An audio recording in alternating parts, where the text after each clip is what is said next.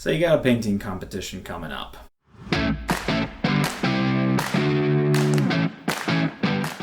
Welcome to Tattoo Tabletop. My name is James, and today we're talking about a couple tips if you are about to enter a painting competition. In my case, I am actually about to enter one called the Dwarven Axe competition.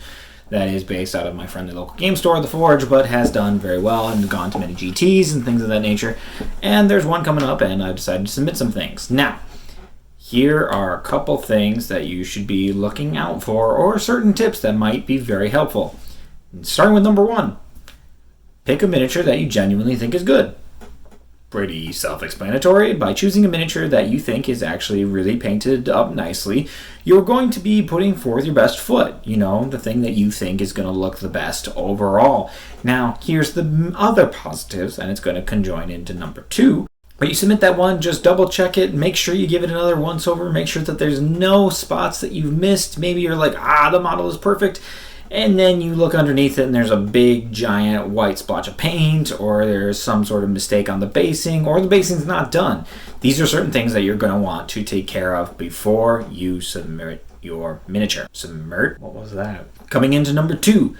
Number two. When you do submit one of your best miniatures, the other tip that you're going to be, I would say is very beneficial is submit with the intent of getting feedback. Obviously, you're entering into a paint competition because you are trying to elevate your painting game, or you're trying to, gauge where you're sitting at. Now, a painting competition isn't necessarily telling you, hey, you're a really good painter, or hey, you're a really bad painter. It's just a competition. I mean, it's a good source of feedback, because the beneficial part is when you do submit it, let's say you don't win your category, you can ask for feedback. Say you do win your category, you can still ask for feedback, and it is for sure going to make you a better painter. Maybe expose you to different techniques. Maybe you go on YouTube, look up a couple techniques from like Ninja or Miniac or something like that. But either way, all it's going to do is improve your painting potential. Today's video is sponsored by The Forge for all your hobby nerd needs. Whether it's Warhammer 40k, Age of Sigmar, Marvel Crisis Protocol, Magic the Gathering, Pokemon, Lorcana, and a plethora of board games, The Forge has what you need. The Forge has been my go-to shop, and the inventory has only grown. If there's something you don't see on the shelves, fill out a product request form on their website. Thank you to The Forge for sponsoring this video. Lastly, number three, it's just fun. Flat out, it's actually a very fun time. It can be very stressful. You can have a lot of nerves going into it, seeing where you're going. Obviously, I have won a Best in Show. Now, I don't think that it immediately resulted in me going around just being like, ha, look, there's a trophy over there. Over there? Yep. Ooh, that one right there. But it's also fun. I interact with the judges. I interact with the other contestants and things of that nature. And it's just fun to share some of the tricky parts of your models. Maybe you're like, how did you kit bash this thing? Or how did you accomplish this sort of gradient?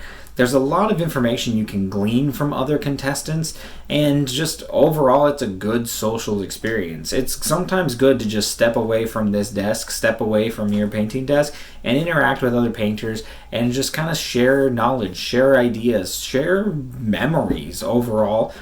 As a whole, it's just going to be a more fun experience.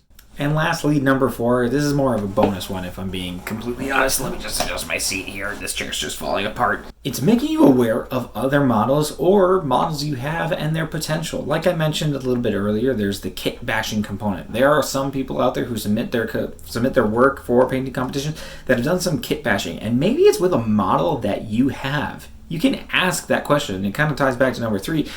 Getting that information, getting that experience, that social interaction of engaging with the other painter and being like, hey, what parts did you use to accomplish this? Or how did you accomplish this? In my opinion, kind of a little bonus. It's not quite the main three tips, but I think it's a nice little bonus tip because, sometimes it's really cool to also just find a new miniature. When you find a new miniature that you're really excited about or that looks really cool and you're just like, yo, where did you get that? And they're like, oh, I ordered it from so-and-so.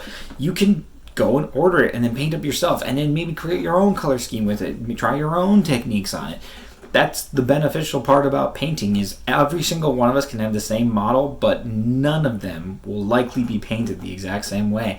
I mean, it isn't variety just the spice of life. Actually, no. Spice is the spice of life. Praise Shai Hulud.